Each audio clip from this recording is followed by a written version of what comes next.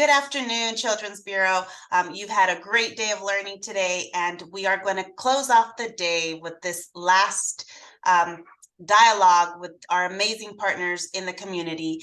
And we really want to talk about the collective partnership that we all bring to the work of trauma-informed care and also our DEI values. So I want to go through, to introduce a couple of the folks around this call. So Vanessa, do you want to say a little bit about yourself and who you are? Sure, absolutely. Thank you, Children's Bureau, for having us today. My name is Vanessa Home. I am a manager with Pacific Clinics, and I'm very passionate about trauma-informed care and resilience-oriented communities, and I'm excited to be here today. Great. Thank you, Vanessa. We're excited you're here. Jesus, you want to introduce yourself? Sure. And again, thank you, Children's Bureau, for having me here, for having all of us here. I'm a clinician. I'm a licensed marriage and family therapist. I work with the whole lifespan, much like Children's Institute. In the last 7 or 8 years, have really focused on infant mental health and some of that reflective practice, which I hope to bring into our discussion today, because it really has to do as well, not just with the child and the parent, but also with our organizational culture. Great. Thank you, Jesus. And Cornell, you want to tell us a little bit about you? Yes, thank you, Cornell. Thank you to Children's Bureau. Cornell Jenkins, Director of Strategic Initiatives of the Catalyst Center and the California Alliance of Child and Family Services. Really excited to be here today. One of the big things that we uplift, whether that's through policy, whether that's through practice, and whether that's through research, is trauma-informed practices, trauma-responsive practices, and diversity, equity, and inclusion. And they go hand in hand. And so excited to talk to you all today. Great. Well, thank you. So I'm going to hand this over to our panelists and have them answer a few of the questions that we ask ourselves here at Children's Bureau. So I'm going to throw this out and I'll just let any of you answer is, how do you feel that your organization builds communities as you embed trauma-informed values to the work that you do? I can start. I think Children's Institute, like Children's Bureau, has been serving in LA County for quite a while. And in the various roles I've held at CII, I've really come to see a shift in our approach. As you know, when we talked earlier, we talked about really understanding the role of our staff, the importance of helping all of our staff, not just clinical staff, really be safe and be able to to function at their best. And so we strive to understand that many of our staff come from the very same communities and are impacted in the very same ways by violence, interpersonal violence, community violence. They have their own trauma histories. They have been impacted by poverty, by racism. They have many challenges, economic challenges as well. And so we really look with an equity lens to try to figure out how we can support staff. We just went through a strategic plan, a year-long process, and it was supposed to be a 2-month process or 3-month process. But we went back to everybody. I mean, we involved people at every level of the organization, and it took us a year to get to our North Star. And so and our North Star now is emotional well-being, educational success as pathways to economic mobility, not just for our families, but also for our staff. And so I think that that has really impacted the way that we build community within the organization. And then with staff that are cared for, well-regulated, then we're able to go out into the community and really approach people in a different way. We learned a great lesson in Watts. We've been in Watts for about 11 years, and we really thought we were going to just set the world on fire. And the people of that community said, no, you're not. Who are you? Why are you here? What are you doing? What are you going to do to us? And that's not what we wanted at all. And so we've really come a long way. And I'll share some stories later on, but I have one that's great. And one of our the folks that we partner with through our innovations work She does wellness walks through the city of Watts every Friday. She has a sewing group, and this was somebody that didn't want anything to do with us, but because of just the time spent really letting her know and the community know we're here. We're not going to go anywhere. We're not just here to do something that we think is good. We want to do what you think is good, what is helpful to you and to members of this community. And so, anyway, I'll shut up and let others chime in. I'm so excited to hear what you all are doing as well. This is a wonderful opportunity. At Pacific Clinics, we've been providing services for over 150 years, and we focused a lot on the children and the families and the communities that we serve. And it was about 20 years ago that we also realized that we needed to start focusing more also on our staff, because they're our stakeholders as well. And so in 2018, we attended the National Council's T-ROC program, as we speak in a world of acronyms. And we learned a lot, took a lot away from that process. And what we did is we looked at our systems and we looked at what can we do differently, what can we do better. And some of the things that we did is we actually developed a trauma-informed project team to look at some of those gaps that we had. We surveyed our entire workforce, and we've done multiple surveys since then, collecting information on ways that we could improve upon things. One of those things was wellness. I like how you talked about like the wellness walk. We actually, because we provide services throughout the state of California, go all the way up to the Bay Area, come all the way down here to San Bernardino County, as well as LA County as well, and many others. And so what we do is we actually, from the feedback from our team members, is that we developed different wellness events regionally and also cross-regionally, where we would get people together for yoga, mindfulness, different things of this nature. But it's also about changing the culture. So we included the information on not only trauma-informed care, resiliency-oriented in our service principles, right? These are things that when individuals are onboarding with us, we share with them, and creating that culture. We also recently, within the past 3 years, we have done more with our acronym for it is JEDI, which is Justice, Equity, Diversity, and Inclusion. So there's a lot of things that we're doing surrounding that. Because being an organization with over 2,000 employees throughout the state, one of the things that we do is we have separate committees where we look at all of these things. Our training, one of the first things that we did in our project team was we looked at our trainings for our trauma-informed languaging, what we were doing, what we could do better. We developed tip sheets for trainers that are developing curriculums. On our intranet, we also developed we call it PC Web, and there's a trauma-informed resources portal, which is not only for staff for self-care, but for caregivers, tip sheets.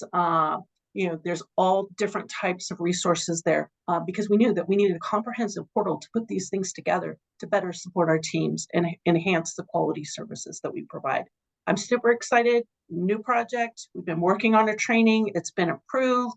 And it is actually for our onboarding staff, which is not only our direct service, because we know that, there are front lines providing services in the community, but also for our shared services staff. Because as Jesus said, we all come with our own past histories, and we want to make sure that we're creating a culture that ensures that our team members aren't burnt out. Because I always use the analogy of we have to secure our own oxygen mask first before we're securing that of others. And oftentimes in the helping profession, we're just so passionate about helping others that we forget about ourselves. So it's really important that we realize, and that's in our service principles, we not only focus on our customers and families, but it's all inclusive of all of us. That's from the executive leadership, shared services, also direct services. Wow, it's amazing. Both of you, amazing work. At the Alliance and Catalyst Centers come from a slightly different perspective. We don't provide direct services ourselves, but we have 160 members, Children's Bureau being one of them, that provide these services, and we provide training and technical assistance for them. And at the Catalyst Center, we do that similarly, but for the broader field. And so, answer this question kind of in two parts. Internally, the way that we are kind of embedding trauma-informed and trauma-responsive principles is just creating space for authenticity, people to be their authentic selves, and encouraging the different ideas. Because when you have so many people from different walks of life and different professions looking at things from different perspectives, it's going to make the product better, but two, it also creates that sense of belonging, that, you know, no matter where you're from, what your background is, you have a place here, an opportunity to really contribute to the bigger picture. Our team is made up of social workers, licensed clinicians, me being the one, I'm probably the only person that didn't come directly from the behavioral health or social service sector, but having my own lived experience as well. And we try to, through our trainings that we provide at the Catalyst Center, and through the trainings that we provide through the Alliance, we uplift these models. We uplift the concept of, it's a concept of authenticity, of encouraging and inviting in different voices, especially when you're talking about youth and families. We're big on youth and family engagement. Historically, I know when I was a kid, I was told a child stay in a child's place, but you know, these kids have thoughts, and sometimes they're more profound and more, amazing than anything that we could come up with, because they're living those situations. And so, helping our providers uplift those youth voices, uplift those family voices, and really engage with them. And it's not something that can just be clicked. Okay, we'll listen. You really have to understand and accept the youth and accept the family for who they are and how they're presenting, without judging them because they come from a different demographic or a different background, or they talk differently. And so those are all learned behaviors that we have to unlearn.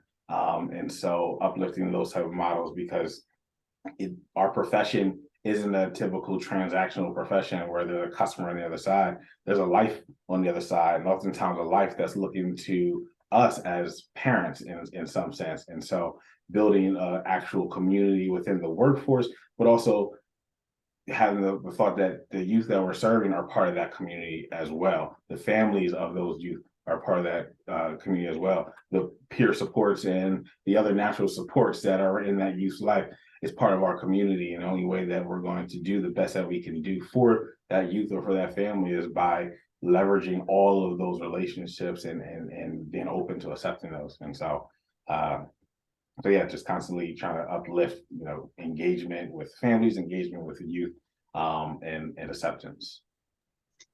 This was very powerful, just how you all support the community. And Jesus, you talked a little bit about what we bring ourselves to the work that we do. And you talk about how the workforce and all of us, we bring our own personal stories.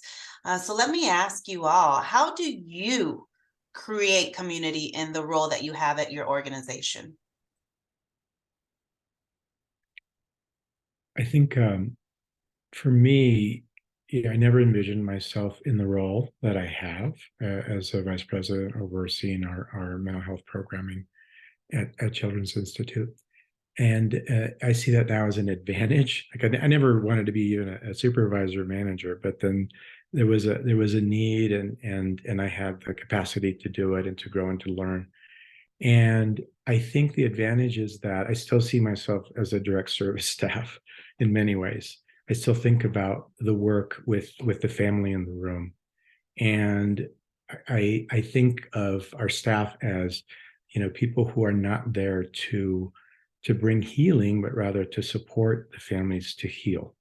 We're not doing the work. We're not the experts in the work. And part of that comes from the infant mental health approach, where parents are the experts. Like we come into their space and we help them to do the work. And so for us, it's in leadership, and from the CEO on down, it's amazing actually to be in a place where we can influence, where I can influence, what happens at the organization. this reality of holding this virtually is amazing. We all had to do it during the pandemic, but we had to learn some things. I remember the first few weeks just trying to manage all of that and not having even a spare minute. You'd go from one meeting to the next and just reacting and responding, and we're not at our best. And so we did little things to recognize that. Like we shortened our meetings, make them 55 minutes or 50 minutes, give people time to go to the restroom, think about the things that people need to do. Take time to be reflective about what you're doing, how you are bringing yourself into the work, and how that's impacting the people that you serve. And so now in my role, I support those who do the work. And so we build relationships across the organization, and we ensure that everybody understands, whether you're in IT, finance, accounts payable, operations, you name it, quality assurance, it doesn't matter. Everybody is in service of our families. And so there's nobody's in their little silo thinking like, this is what's convenient or comfortable for me. We demand that people think about, if my laptop doesn't work, I can't provide this service. Or if I don't have what I need to make somebody, a lot of our families have concrete needs, and we have an amazing development office. And, we go out and get the support that we can, because sometimes that's the way in. That's how we can help people who are afraid to seek services. There is quite a bit of stigma around mental health, and we have so many other services that we can provide. So, think about Cal-Aim, but no wrong door. It's been our philosophy for a long time. How do we get you to a place where you can benefit from the services? And so I think the challenge was earlier, can we get leadership to also buy in? And so we've been a part of, we've established an Office of Equity about 3 years ago. And we have 20 members now in that Office of Equity. We rotate the leadership, but they're at every level of the organization as well. In March, all of our executive leadership team is going to be going through a series of, they're called Courageous Conversations, where we're going to be looking again at racism and discrimination and equity and diversity, because we have to be at a place where we can hold multiple perspectives and be able to have dialogue and discourse with people, even when we don't agree. And this is a principle for supervision. There's so many times where we don't, I don't approve of what you've done, but help me understand and accept how we got here. What about your situation or your history led you to make this decision, and to think about it. And that's how people grow and learn, when they feel safe enough to hear, directly, but with kindness, and a message that will help, that feedback that is constructive and that builds up people.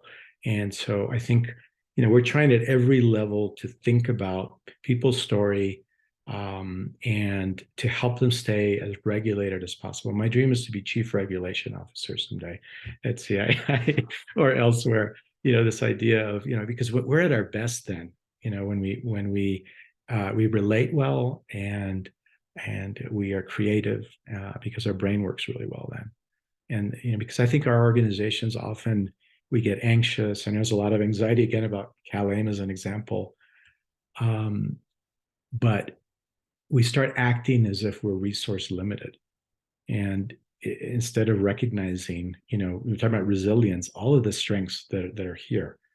And so when we stay regulated, I think we can really work well together, break down whatever barriers there may be to communication, and then be as creative, and then thinking about the, visioning for the future together, and and at every level having some input into that. So anyway, I'm going to stop there.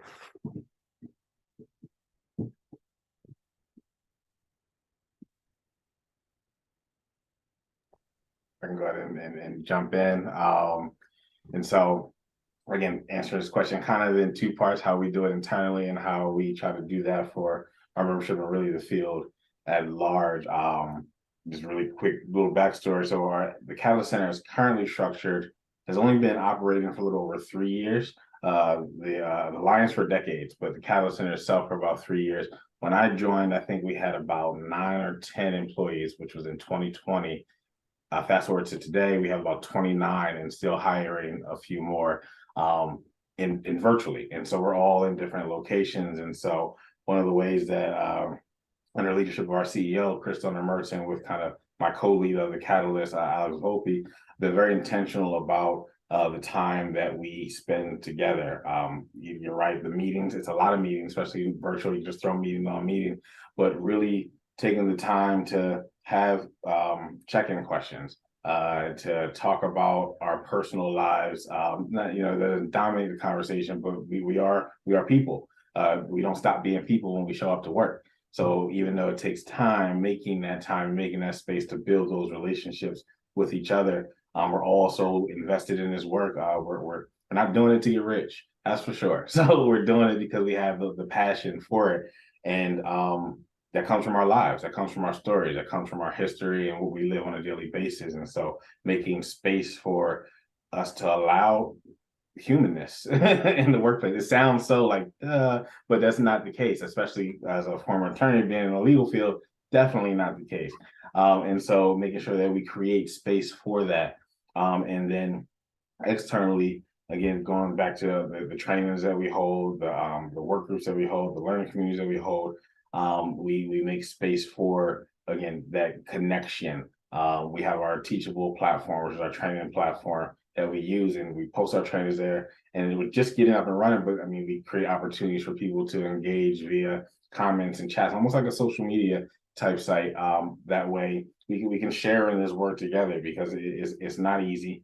And if we had all the resources in the world to make it happen, it still wouldn't be easy. And we all know we don't have all the resources that we need to actually move this stuff forward. What keeps us going is our passion, and also a joint sense of a community with other providers, with other systems workers who are doing these things. And we can look like, yeah, we're tired, we're drained, but guess what?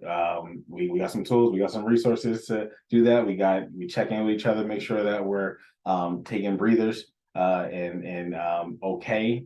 You know, the vicarious trauma is real in this work, and secondary trauma is real. And so making sure that we create opportunities for providers to connect and share and build resilience through each other, not just, you know, in themselves. And so that's one of the ways that we try to create community, and we're still growing that platform and looking for other ways to continuously engage and keep providers engaged with each other, and figuring out ways that they can partner and leverage each other's expertise instead of reinventing the wheel. And so I think that's maybe I could keep going, but I'll stop there.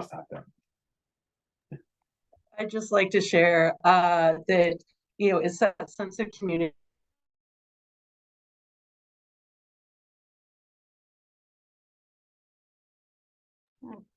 So Vanessa froze a little, but when she gets back, we'll have her continue telling us about how she builds community. So what I heard all of you talk about was how you let others be heard and seen in the roles that you have as leaders, which I think is very powerful, being able to do that as leaders. So I find that just great. So let me ask you, how are some specific ways that, oh, and Vanessa's back, so you can tell us a little more about what you were going to talk about. Sure, absolutely. After the two gentlemen, I just wanted to say that community and that connections matter. So really networking with other service providers, with other organizations, and you know, I believe in the impact model. Okay, so we all have that ability to directly impact those in our direct environment. And right here, you know, with the five of us, right, we all that becomes expansive. And thinking about all the individuals getting an opportunity to watch this today. It's kind of like, thank you for the impact that all of you make day in and day out, because we're always acknowledging everyone else, the successes, you know, obtaining contracts, different things like that on different levels. And every day, you know, each of us is making a difference. Sometimes may not feel like that, but it is that sense of community that, like Cornell was saying, boy, we might be small teams, right? But we're creating this mighty impact. And so that passion and dedication is one of the things that sticks out to me in doing the work that we do, because that leads us to that, to me, innovative practices, right? Thinking outside of the box, coming up with these ideas and listening to our teams and their ideas too. So we're able to then incorporate those into the agency culture. And it really, it makes a change. As we did a merged organization between Uplift Family Services and Pacific Clinics, one of the things that I really found extremely helpful is we also have a care team that responds. It's individuals that are trained in psychological first aid, and they actually get a chance to respond to the needs of our team members themselves. So if a client was aggressive or destroyed property, or, unfortunately, sometimes, we have experienced the loss and death of individuals as well, that this team will provide them with support. Not only, of course, our EAP, but this is a team of their peers, which includes all staff levels. That's shared services, direct services, and also leadership. So those innovative practices, and I love being able to hear what everyone else is doing too, so that, we also look at incorporating those things into our practices as well. It will never stop. It will always be ever growing. And I'm looking forward to the continuation of the work that is getting done. I love how you said that, Vanessa, because what I heard everyone talking about was this collective whole, as we all have our own flavor of doing this, but we're doing it very similar, and it's really creating that bigger impact. And you had answered a lot of my questions, everyone in the panel, about how you do the DEI and the TROC, the trauma-informed piece within your organization. So let me ask you all, like, what have you learned about incorporating this? Because it's tough. It's tough to be able to incorporate these pieces, because it's personal stories. Are we making sure that our families are being heard and seen? Does our workforce feel like that? And so it's a lot of things to incorporate. So let me throw that out there. What are some lessons you would share that you have learned in this process?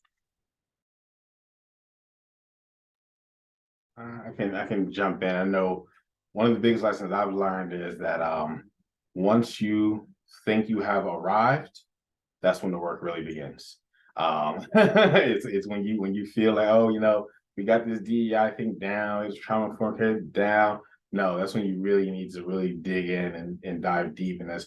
And we're in the process of still doing that. I think it's an ongoing journey. It's never an end arrival, but when you get that feeling of comfortability, it's like, okay, let's really look at our practices and policies and dig even deeper. One thing we've talked about at our organization is, we have these set, we have our staff meetings. At the beginning of each staff meeting, we have a portion where we talk about DEI related topics, whether that's personal life or whether that's what's going on in work or, in the news. And we talk about it. And what we find is that we get into somewhat of a group think mentality where if I say, this happened and this is racist, no one's going to disagree with that. They're all going to agree, but we want to invite those different perspectives. It sounds a little counterintuitive, but really we want to have those discussions and have those hard topics, especially for those who don't necessarily see eye to eye. It's really important for us to figure out why, get deeper in that understanding, and not from a, oh, you're wrong. It's a, hey, this is my experience. This is how I'm seeing it. This is, what my life story has led me to conclude after, analyzing these facts. And someone else has a very different experience and different. It doesn't mean that one is right or wrong. It just means that we have different perspectives. And it's important to encourage those perspectives to come out. But you have to establish a place of safety to do that.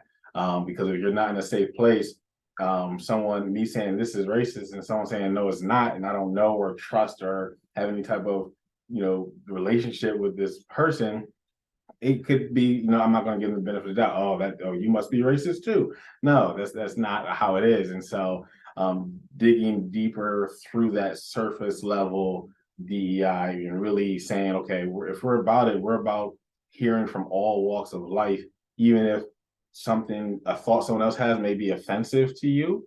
It doesn't mean that, they are out there to offend you. It doesn't mean that they are say wrong, so to speak. It's just that's their perspective. Let's open the table up and learn and grow together. Otherwise, you're going to have people championing this and people who are just nodding their heads agreeing, but not really believing in it, not really feeling though there's a space for them to have any input in it. And then the work itself, it comes out. I mean, you can fake it, but you can't, at the end of the day, you can't fake the work. And so that's one of the biggest lessons we learned, is that once you feel good, then it's time to dig even deeper. That's a big life lesson. Yeah. Absolutely. You know, it's not just talking the talk, it's also walking the walk. So, you know, the things that we're doing, you know, we have to create that psychological as well as physical safety. Then, in addition to that, trust and respect. And, you know, we have to agree that not all times we're going to agree on things. We're going to disagree. We're going to have different opinions. But with that respect and trust it's really important. And, you know, we have to look systemically at all things. We got to look at policies, procedures. I was just thinking about like our job descriptions. We include languaging in our job descriptions, you know, to say, hey, these are the expectations that we have.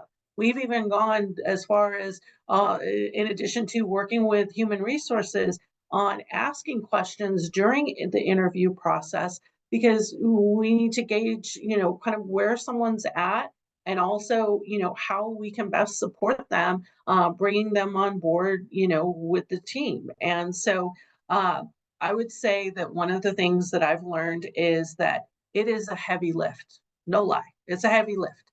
But there are a lot of people that are very passionate about trauma-informed, resiliency-oriented, creating a culture of justice, equity, and inclusion. You know, so that passion is kind of like the fuel. I think that, you know, on tough days, we used to have our meetings virtually, and I know I call them speed bump meetings. You know, you go from one to the next to the next, and I look forward to Fridays the most at 12 o'clock, because we were going to talk about trauma and what we could do to support everyone. And so I think that having partners in that, people that share that passion, is kind of the fuel, that the impetus behind creating this change.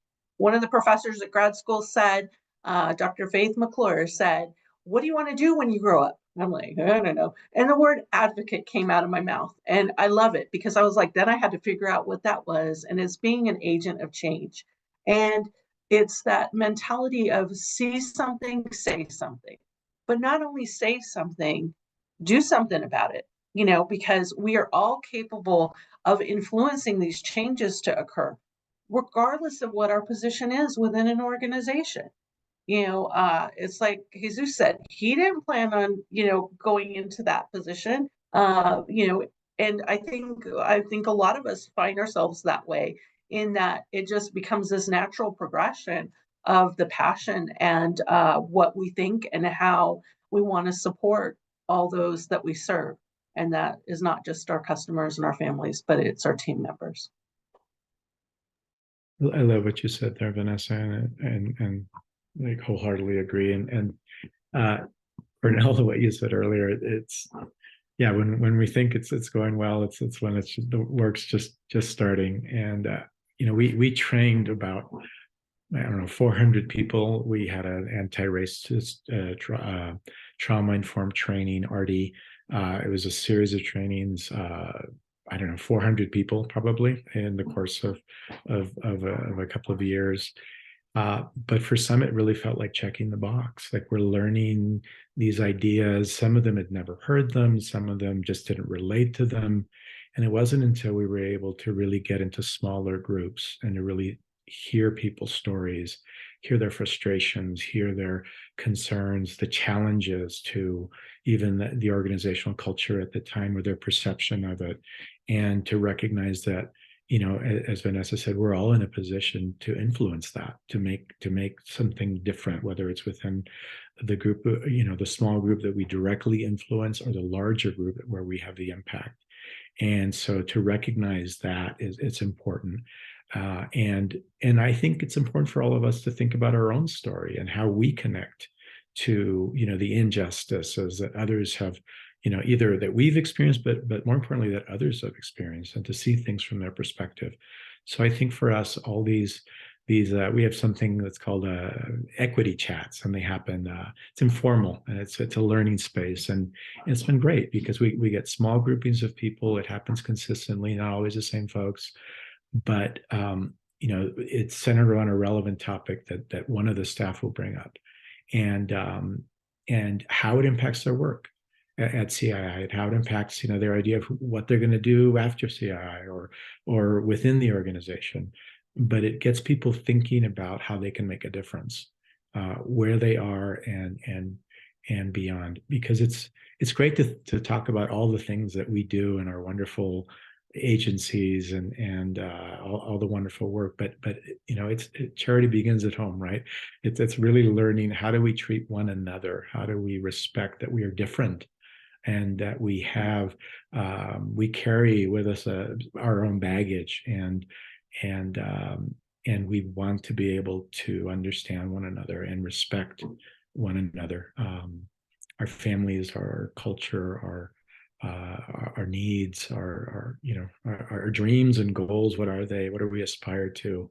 And so anyway, I'm really excited about the fact that this is it's part of it's part of our work. It's not just something that we did or training we put on. It's something that's ongoing. We look for funding, we commit to the time and the energy, and I think that's really important. I think our staff appreciate that, and I think our families are experiencing that we're different, because we walk into that space and we say at times, is there Barbara Stroud puts it the best, and she's an infant mental health specialist and reflective supervisor, and she talks about going into a room and saying, do I remind you of anybody that may have hurt or offended you? And it's genius, because she's acknowledging that maybe because of who she is, some of the privilege that she might have as an educated individual, as a professional, this is going to set off some triggers for people. It's evocative in some ways. But she's also reminding them, hey, I'm not that person. I'm reminding you of that person, but I'm not. I might be somebody that could partner with you, and we could learn and grow together. And so that's what we aspire to as well. I just think these are such powerful lessons that we continue to learn, and it's part of the process, right? Because this is a continuing learning of just how to do this, and everybody just said it so beautifully. And I have one last question for this amazing team of experts on this call is, what do you see next for you and your organization as you continue collective partnership with others that are trying to create this impact?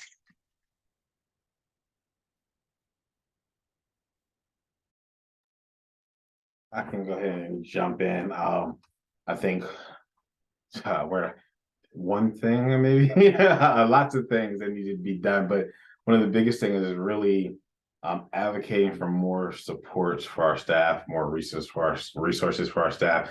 Coming from an outside field and coming in, it absolutely blew my mind that direct care staff are considered non-behavioral health workers according to the system, and it just was like, how, like, in what world? And so one, adequately paying our staff, and then also providing supports and trainings and learning opportunities, and empowering our staff, because they are the ones, especially direct care staff, are the ones who are working with the youth and working with the families on an everyday basis.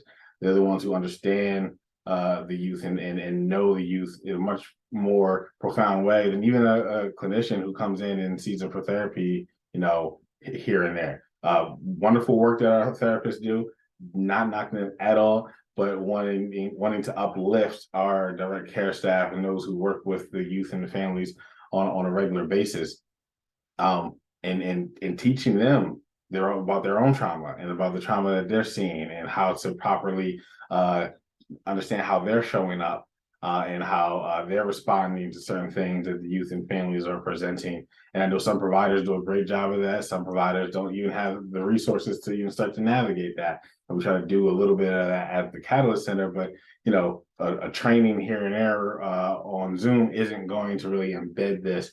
And so really advocating for opportunities for more resources and funding to better train our staff, to better situate our staff to be able to manage the day-to-day that their own day-to-day, providing education opportunities and elevation opportunities so they can even become clinicians, especially those with that lived expertise, because they know better than anyone what it's like to be in the shoes of the people they're serving, because they are the people that we're serving. And so that I could go on, I'll stop, but I think that's the big thing is addressing our workforce needs.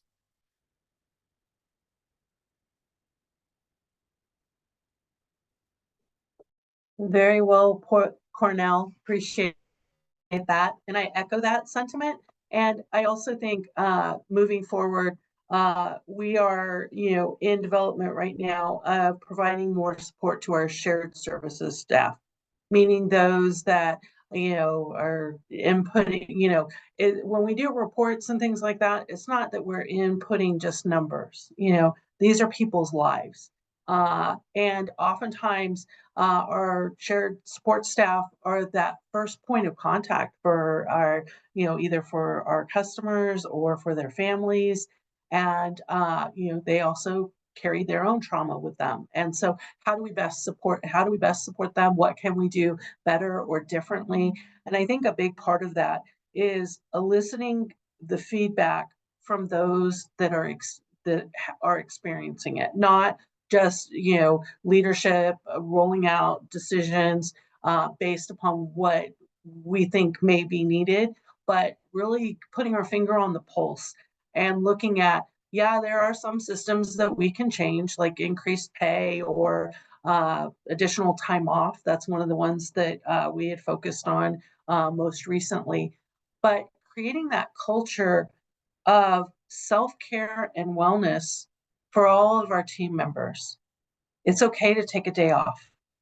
You got to stop and take a breath, fill up your glass before you can fill up somebody else's. And that we get to create that culture in different ways, like in administrative supervision, in group supervision. We do a wellness check-in, then we talk about, case presentations. And at the end, we're always following up with, what are you going to do this week or right now after this meeting? What are you going to do to take care of you? Because I know that oftentimes, our clients and our families are priorities, but if we don't have our team members, we're not going to be able to do the work that's so necessary and vital to support. So I think there's still a lot of work to do. I'm excited and enthusiastic about the work that is ahead of us.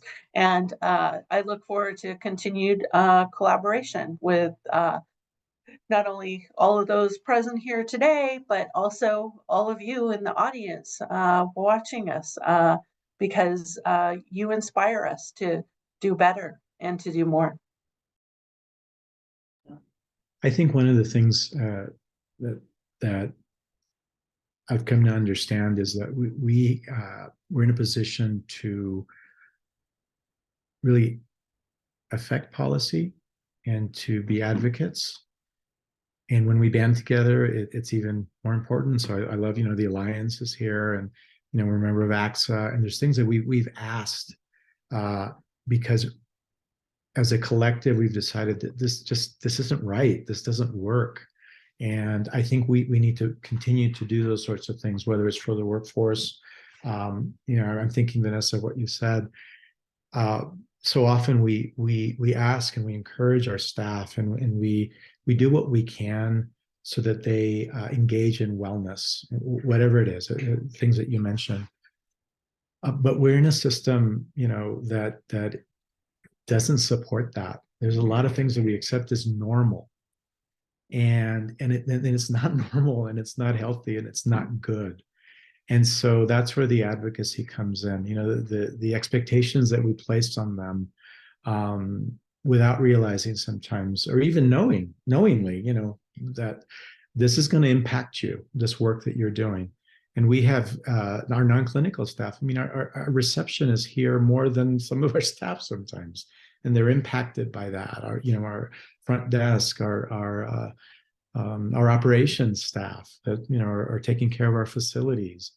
And so we do what we can to take care of them, but I think we need to do more to change the system, to have more resources available so that people don't have to kill themselves doing this work, that we don't burn people out as quickly, and we don't burn ourselves out. And so I think that's something that I really feel is important for us to think about. What is our influence? How can we band together to say to the county, to the state, no, we can't do that anymore. We need to do it differently. I love that everybody answered this question from collective partnership not only being one thing, but rather having a systems related approach, a policy related approach, with other organizations, and even within programs and within the programs of your organization. So I think that's very powerful of what collective partnership means, because it's not just one thing. So I want to thank you all for being part of this panel. I learned so much, not only about your organizations, but also the great leaders that are creating impact here. So thank you all for having us hear from you, and our organization really thanks you for making time for us. It's great to be here. Thank you. Thank you. An honor. Thank you. Take care.